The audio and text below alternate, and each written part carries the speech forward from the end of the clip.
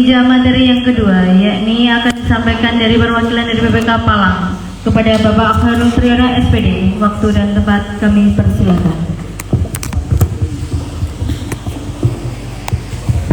Terima kasih. Saya tak juga berdiri biar tadi mbak-mbaknya ibunya sedang berdiri ya.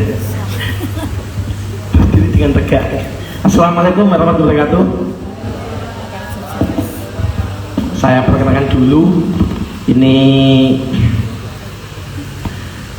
yang pertama, ini teman-teman PPK Kecamatan Palang. Yang ini Ketua PPK Bapak Rumaji. Ini saya. Ini divisi SDM. Kemudian yang ini cewek satu ini divisi data. Ini Mas Mujamil divisi hukum, dan yang satunya Mas Basori ini divisi teknis. Nah, sebelumnya saya pengen tahu dari gambar ini yang jenengan lihat apa ini? Yang dilihat baik pasangannya. Iya. Ada mbak yang lihat sepasang muda-mudi?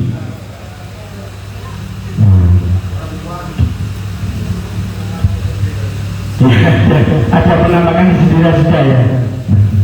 Dari gambar ini bisa kita tarik mana filosofi bagaimana cara pandang jenengan ketika melihat sesuatu.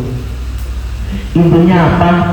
Ketika melihat sesuatu itu harus dengan yang jeli, karena terkadang apa yang nampak secara sekilas di mata itu belum yang terjadi.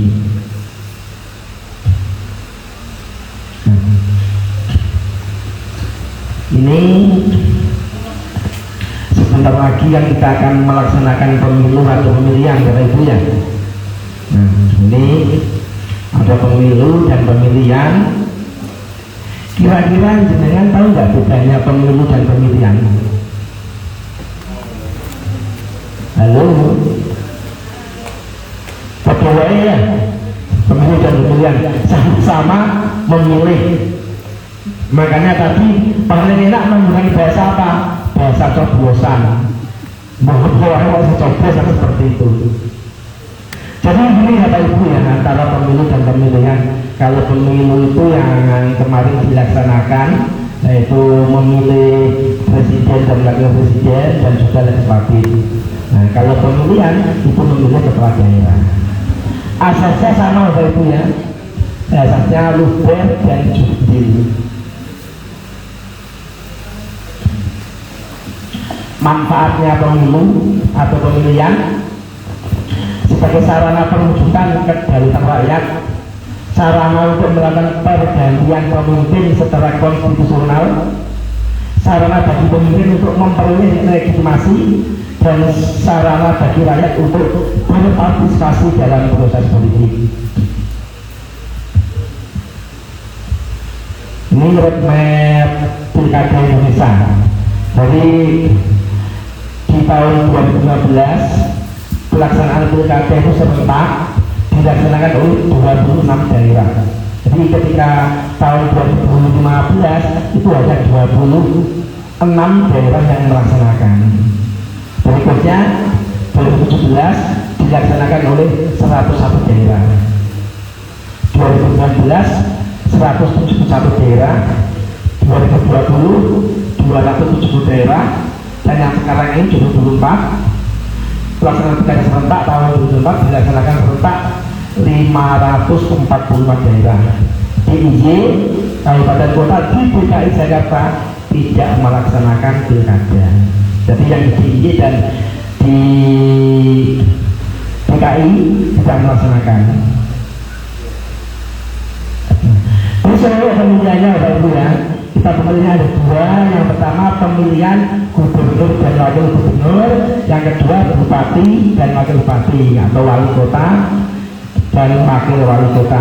Dilaksanakan pada tanggal 27 November 2024. Nah, ini lembaga penyelenggara pemilu, ada 3 lembaganya.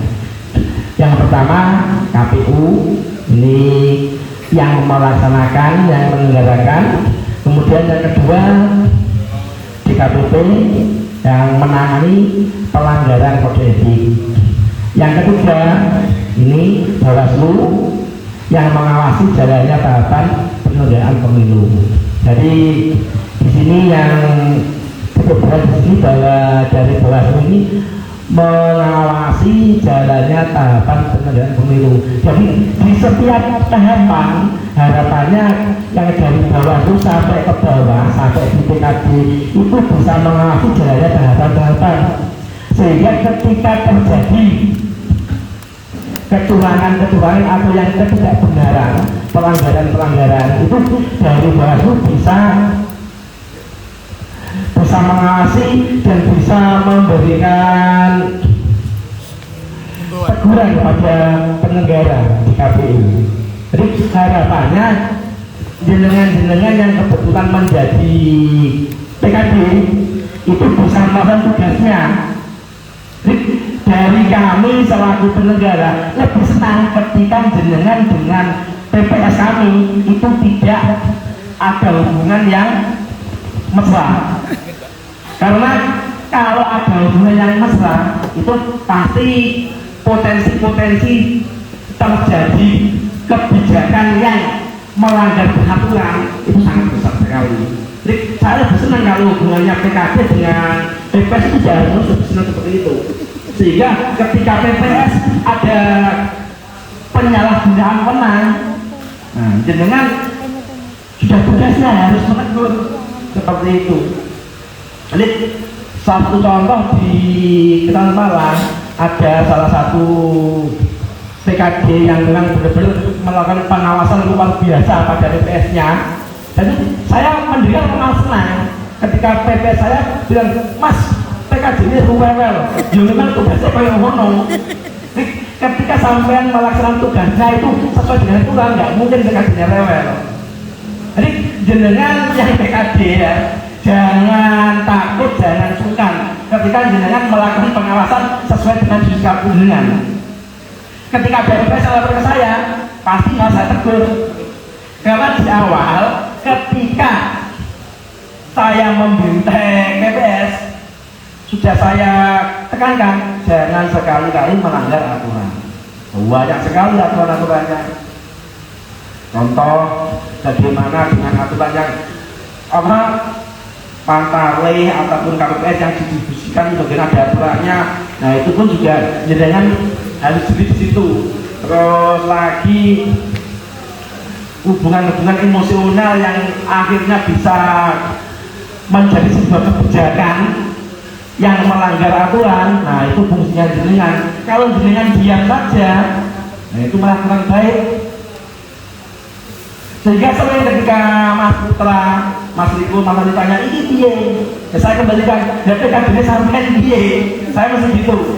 Kan saya saya mewakili teman-teman PK ya, saya tidak akan merasa ini PKB itu baru kewel, nggak seperti itu. Jadi ketika ada teguran dari PKB, ya pasti PPS-nya melakukan pelanggaran. Kalau nggak melanggar mana mungkin akan tegur, kan seperti itu, logikanya seperti itu. Jadi saya memberikan apresiasi yang luar biasa untuk PKD yang benar-benar melakukan pengawasan pada PPS di salah satu di satu desa di Ketan Malang. Jadi intinya ketika sudah tahu tupoksi masing-masing, insya Allah tahapan-tahapan pasti akan terlaksana dengan lancar dan aman.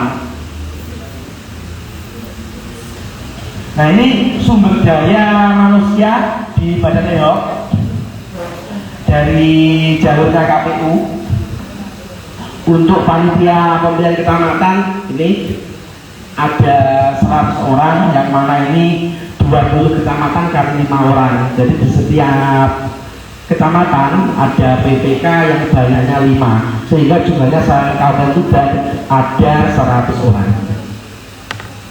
Berikutnya TPS. TPS karena di Kabupaten Tuban ada 328 dikali 3, sehingga jumlahnya ada 984 TPS. Kalau di jenengan PKD-nya hanya dikalikan 1 ya, jadi TPS dikali 1. Kalau di PPS ada dikalikan 3. Berikutnya petugas pemutakhiran data pemilih ada 3.667. Ini dari TPS dikalikan 2, tapi juga ada yang hanya dikalikan 1 sesuai dengan jumlah pemilihnya. Berikutnya KPPS, dari jumlah TPS dikalikan 7 orang ada 13.089 orang, dan petugas ketertiban TPS jumlahnya TPS kali 2, semuanya dikalikan 2, berapa jumlah pemilihnya, sehingga jumlahnya 370,34. Dan total semuanya di sini sumber daya di badan ad hoc ada 21.554 orang. Ini tahapan dan jadwalnya yang perlu diingat. Di sini tanggal 27 pelaksanaan itu aja, apa ibu ya? Tahapan-tahapan penyusunan dan pemutakhiran data pemilih. Dulu sudah pernah ada coklit, kemudian penyusunan DPS, penetapan DPS. Nah ini satu dulu coklit dari jenengan dulu sudah didata di sini ya, sudah coklit semuanya. Dan mungkin juga jenengan malah mengawasi proses coklitnya, ibu ya. Ini satu-satunya yang bagi saya ya, yang non pengaruh, satu-satunya ada informasi proses coklit yang kurang sesuai dengan aturan hanya di desa Karangagung. Jadi tepuk tangan untuk Karangagung yang PKD-nya benar-benar melalui pengawasan. Dulu ketika ada informasi bahwa di desa Karangagung ada proses pencoklitan yang kurang benar, yang saya respon, Mas ini gimana? Sampel langsung seperti itu. Jadi tidak apa-apa, kami senang ketika jenengan melakukan sampel kami, tidak ada masalah.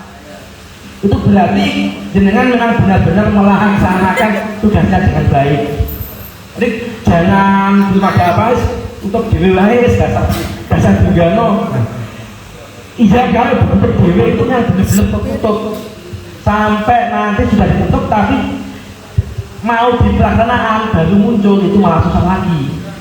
Karena tahapan sudah mau pelaksanaan baru ada masalah yang muncul, itu malah menyusahkan.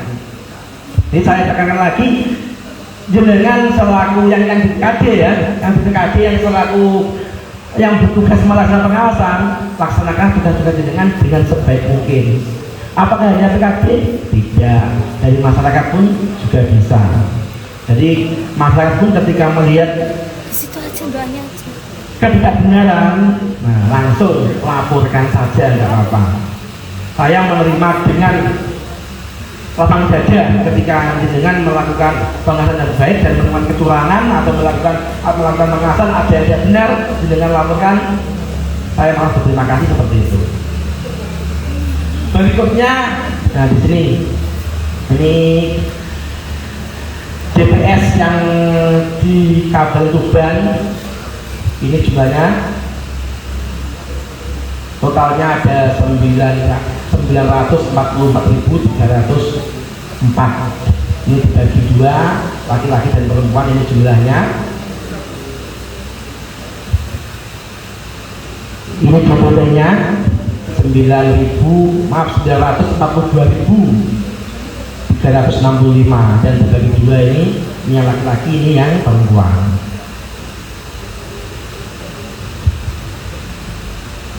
Pelayanan pindah memilih. Jadi pindah memilih itu bisa, dan ini jam pelayanannya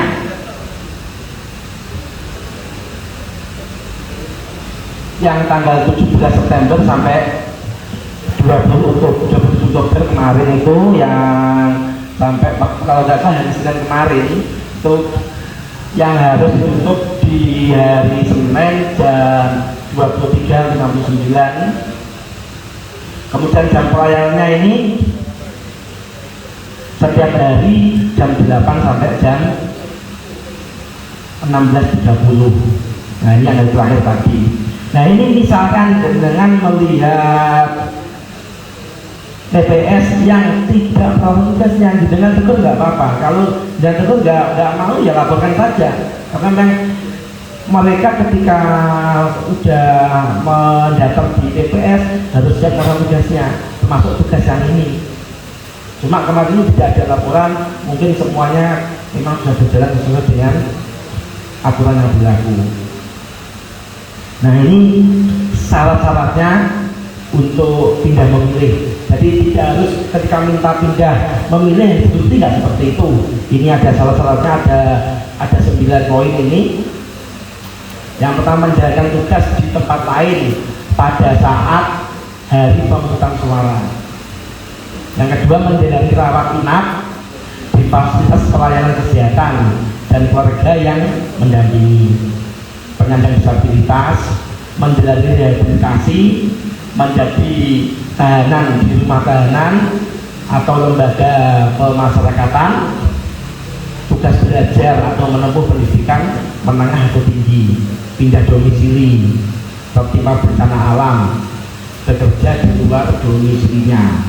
Nah itu untuk yang 9 item ini bisa melakukan pindah memilih.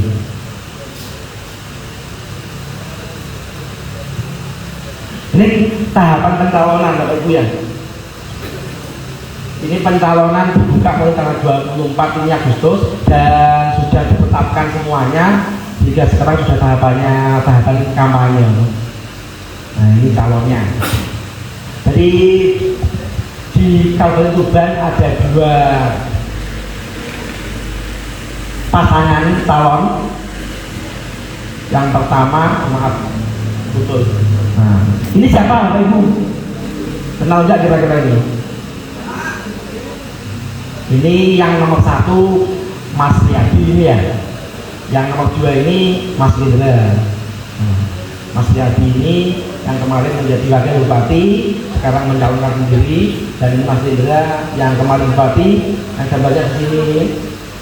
Ini juga mencalon lagi. Jadi ingat-ingat, nomor 1 Mas Riyadi, nomor 2 Mas Lindra.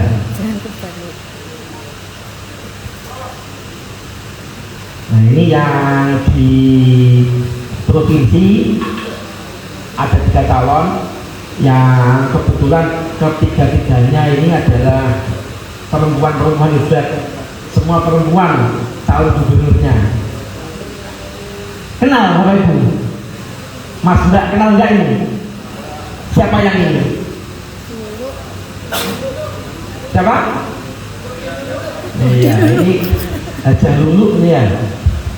Yang ini? Kofifa. Siapa? Bu Kofifa ya. Dulu Bu Kofifa, ini Bu Risma. Jadi saya nggak mau ada perbedaan, sehingga semua saya tanggung itu semua. Dulu Bu Kofifa dan Bu Risma. Nomor 1 dulu, nomor 2 Bu Kofifa, nomor 3 Bu Risma. Ini tahapan masa kampanye yang sekarang sudah dilaksanakan. Jadi penetapan paslon kemarin tanggal 22 September yang dilakukan di Javamila Resto mulai tanggal 25 sampai tanggal maaf 24 September sampai 23 November ini masa kampanye. 24 sampai 26 November hari tenang, dan tanggal 27 nya ini pelaksanaan pemilihan coblosan. Nah, ini metode kampanye. Jadi untuk kampanye itu berdasarkan anggarannya itu dikelompokkan menjadi dua. Yang pertama ini didanai parpol atau gabungan parpol atau paslon. Yang kedua didanai oleh APBD. Yang didanai oleh parpol, gabungan parpol atau paslon, pertemuan terbatas, pertemuan tatap muka atau dialog, penyebaran APK, penyebaran BK, pemasangan APK, kegiatan lain, rapat umum, iklan di medsos, dan dari itu dibiayai oleh parpol atau gabungan parpol atau paslon dan paslon. Berikutnya ini yang didanai oleh APBD ya, debat publik atau debat terbuka. Ini kemarin sudah dilaksanakan, yang dilaksanakan di Jawa Barat itu juga ya, yang disiarkan langsung di televisi kemarin. Kemudian pemasangan APK ini juga ada yang didanai oleh APBD dan sudah dipasang di setiap desa, ada sudah dipasang kemarin itu. Kemudian kita media massa, cetak dan elektronik, pencetakan BK ini yang didanai APBD. Ini pelaksana dan peserta kampanye sudah jelas. Larangan kampanye ini perlu dipahami bahwa ketika jenengan sudah mengetahui larangan-larangan dari kampanye ini, ketika ini dilaksanakan berarti itu sebuah pelanggaran, Bapak Ibu ya. Tugasnya jenengan selaku pengawas dan juga masyarakat untuk bisa mengontrol pelaksanaan kampanye.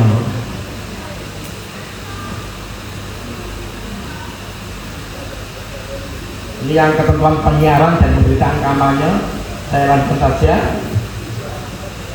Yang kampanye kan tidak boleh di lembaga pendidikan ya, tapi untuk yang di perguruan tinggi ini diperbolehkan dengan ketentuan-ketentuan seperti ini. Lanjut aja ini. Nah ini juga yang penting ini, larangan bagi pejabat daerah. Yang satu, menggunakan fasilitas negara yang terkait dengan jabatannya untuk kepentingan pemenangan dalam pemilihan. Nah ini yang perlu diawasi pada pejabat-pejabat itu ya, yang ini pokoknya jenengan yang kami melaksanakan, jenengan yang mengawasi. Kalau jenengan mengawasi diam-diam saja ya, saya berarti diam, jadi tidak ada pelanggaran kan gitu. Karena tugasnya jenengan mengawasi. Pokoknya kalau masuk nggak ada laporan masuk ini, jadi lancar-lancar saja dan aman, dipastikan aman. Jadi makanya jenengan harus punya keberanian untuk mengatakan tidak kepada yang tidak benar. Iya, contoh ya.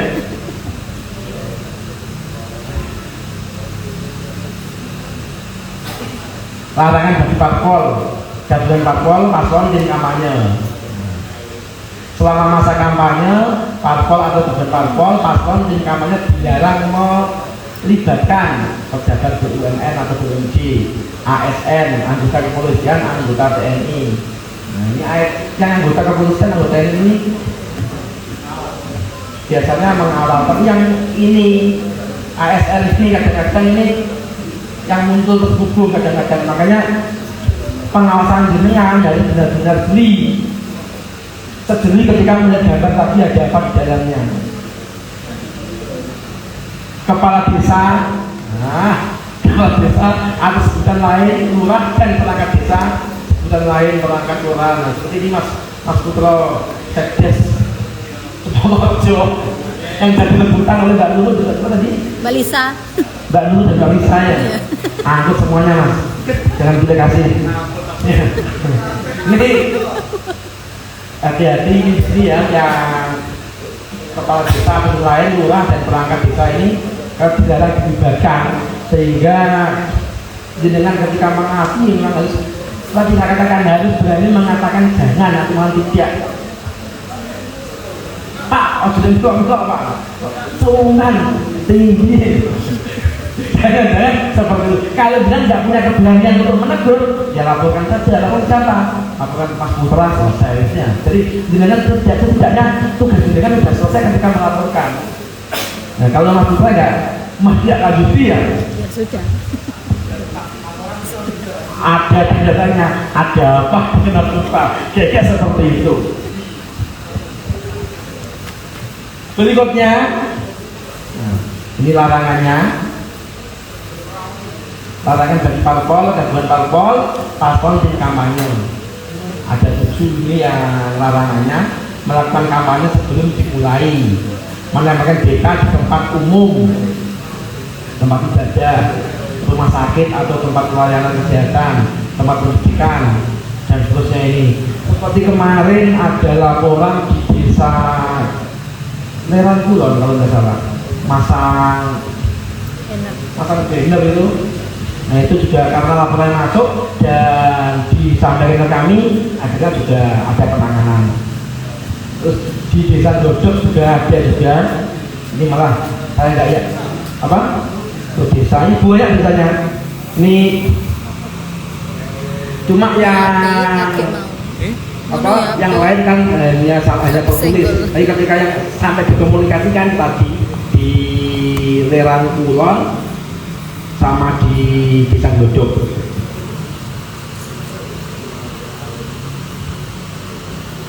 Ini juga larangannya tadi ya, yang memasang tadi.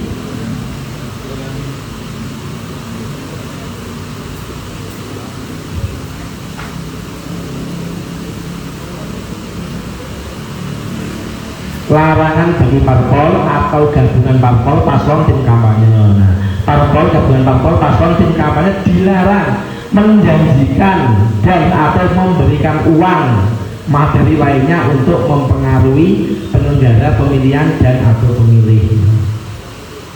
Ini yang perlu diwaspadai.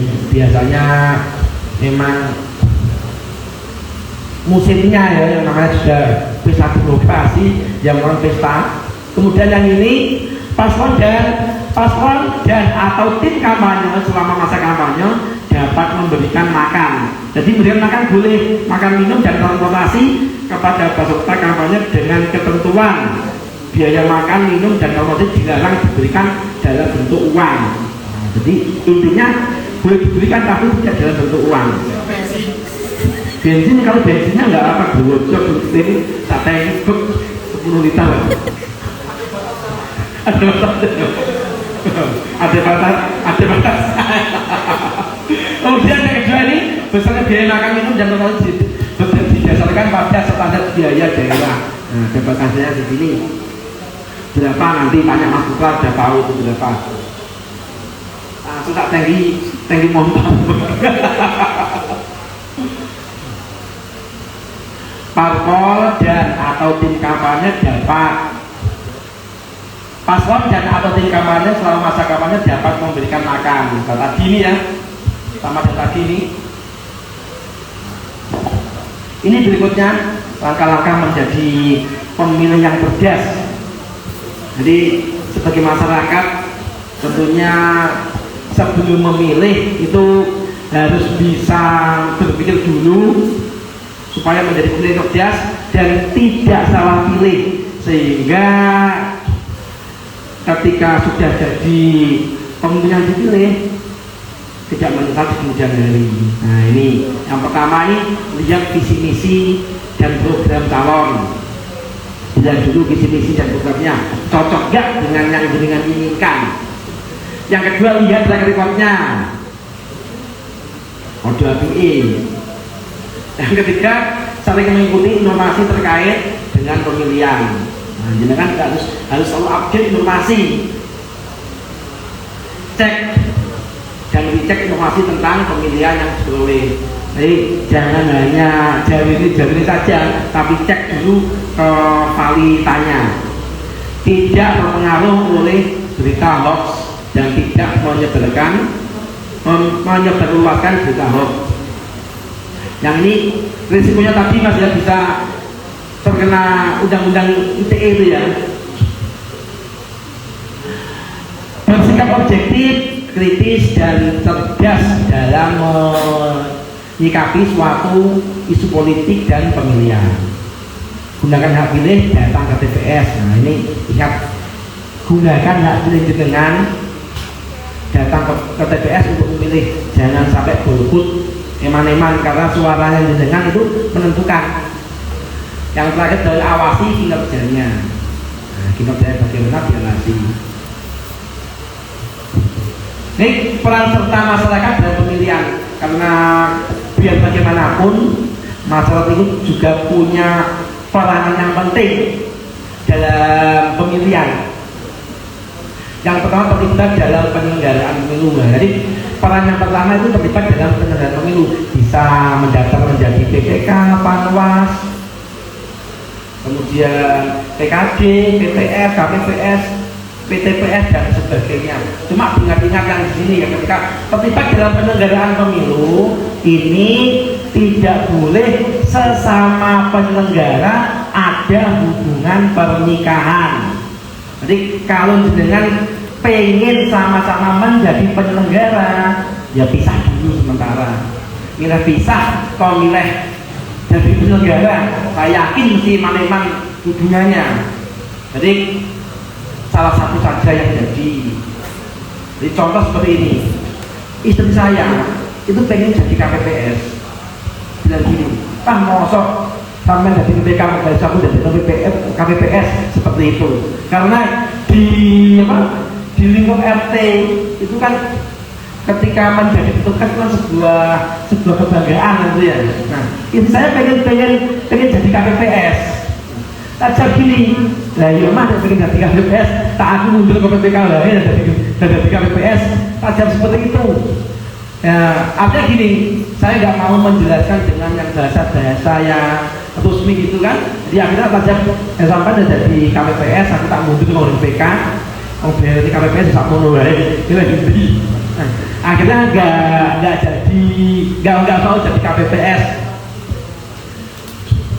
Yang kedua, mengawal setiap tahapan pemilu.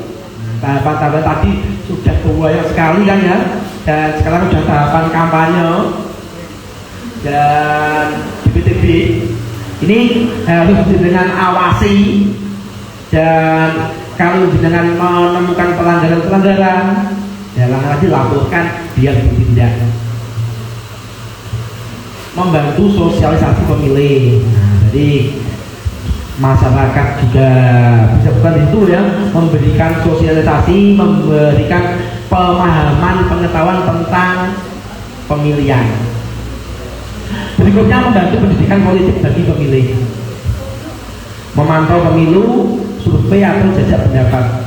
Saya di sini sama dari ke sini, Bapak Ibu, Mas, Mbak ya. Biasanya karena ingin terlibat atau ingin berperan dalam penyelenggaraan pemilu, jadi PPS belum bisa, jadi KPPS belum bisa, jadi PKD belum bisa, jadi PTPS belum bisa. Akhirnya tinggal nggak jadi pokok, wis jadi saksi wae. Ya seperti itu. Nah, ini perlu saya sampaikan bahwa ketika jenengan sudah menjadi saksi, itu tidak bisa menjadi penyelenggara. Gimana? Ya, pengawas juga tidak bisa. Jadi kemarin yang waktu pileg kemarin itu menjadi saksi, tidak bisa menjadi penyelenggara, baik penyelenggara tingkatan apapun tidak bisa.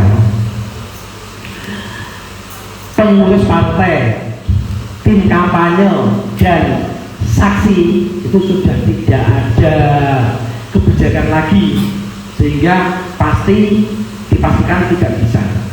Nah, kalau jenengan menemui ini di lapangan, berarti itu sebuah pelanggaran yang bisa jenengan laporkan. Tapi kelihatan sudah tidak ada semua loh ya, sudah lanjut semua. Kalau hanya menjadi anggota partai itu masih bisa disiasati, karena gini, biasanya menjadi anggota partai itu tanpa konfirmasi yang bersangkutan itu langsung bisa tercatat di partainya tadi, sehingga banyak bisa dicek di sipol masuk di salah satu partai padahal dia malah tidak pernah bergabung di partai itu. Nah, makanya untuk kalau hanya sebagai anggota tadi bisa menjadi dengan membuat pernyataan bahwa tidak menjadi anggota partai dan namanya tercatat tanpa konfirmasi pada yang bersangkutan, seperti itu. Tapi kalau sudah pengurus, saksi dan tim kampanye tidak mungkin kalau tidak ada konfirmasi antara yang dijadikan sama yang menjadikan. Makanya tidak ada toleransi untuk itu. Berikutnya, ini tingkat partisipasi masyarakat dan Tuban dalam pemilu ini ya.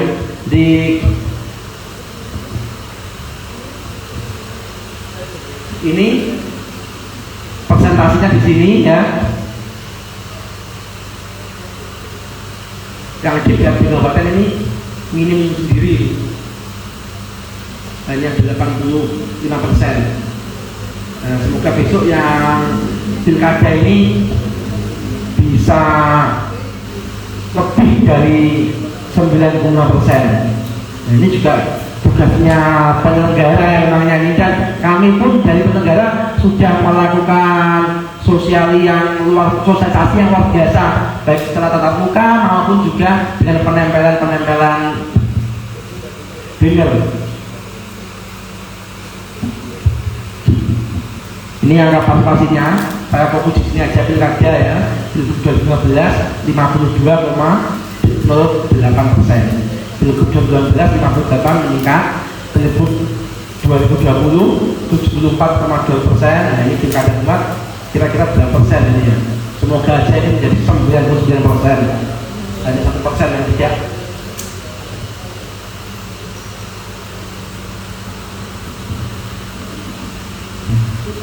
Ini harapannya sukses pemilu ini ya, semua ada di berarti juga sukses proses dan sukses hasil. Yang sukses proses yaitu berjalan secara aman, tertib, damai, dan tepat waktu setiap tahapan dan jadwal. Kalau tahapan dan jadwal ini sampai saat ini alhamdulillah di Kecamatan Palang tidak pernah ada yang bereset dari jadwalnya, dan semua aman, tertib, damai, tidak ada perselisihan. Ketika ada pun sudah terselesaikan, dan memang yang kurang benar ketika dibenarkan sudah maaf, terima kasih. Karena kadang gini, tidak sengaja untuk melakukan pelanggaran, tapi karena faktor capek atau apa bisa terjadi. Kadang gini, mau contoh yang di sipol misalkan, mau ngecek sudah benar, tapi ketika dicek orang lain ternyata ada kesalahan ya. Tugasan jenengan melaporkan. Dulu pernah mahasiswa ya di desa Glodok itu ada pantarlih yang ijazah SD ya. Nah, itu saya juga kenal setelah Mas ada di Glodok ada kejadian seperti ini. Ternyata itu salah pemahaman, PPS salah pemahaman.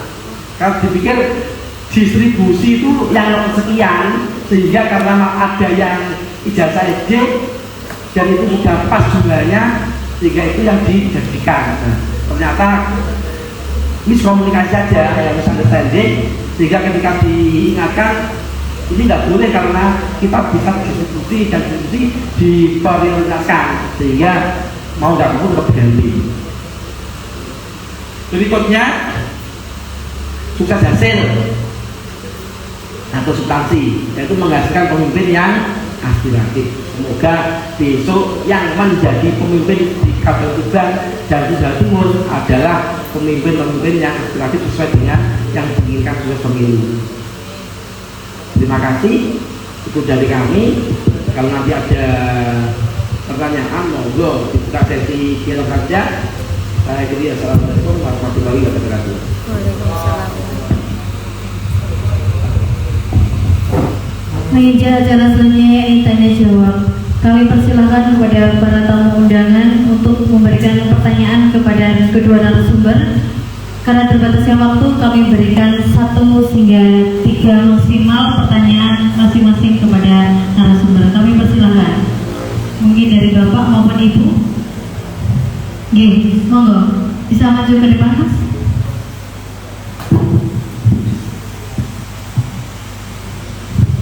Disebutkan nama dan dari desa. Turun ya sekedar seru-seruan saja kan untuk mengisi waktu. Terima kasih, perkenalkan saya dari desa dengan Kulot. Ya seperti yang disinggung dari Bapak tadi, bukan hanya gambar bupati dan wakil bupati, tapi juga gambar presiden dan juga wakil presiden yang tergambar di Balai Kecamatan Malang. Meskipun itu tidak ada dalam aturan resmi bahwa pemasangan kepala negara atau kepala pemerintahan itu tidak diatur, tapi kan masuk gambar itu ganti kan, itu kan sudah dilantik kemarin presiden, harusnya kan sudah diganti. Meskipun juga ibu kota kita sudah pindah ke Kalimantan, tetapi kan tidak ada yang namanya mantan presiden. Nah ini saya bertanya kepada Bapak dari pers ya, Bapak dari pers, ketika seseorang menulis di media sosial dengan sebutan mantan presiden Jokowi, nah apakah itu masuk dalam kategori undang-undang ITE? Karena tidak ada kata mantan dalam menyebut presiden. Artinya Bapak Insinyur Jokowi itu disebut sebagai presiden ke-7 ke-7.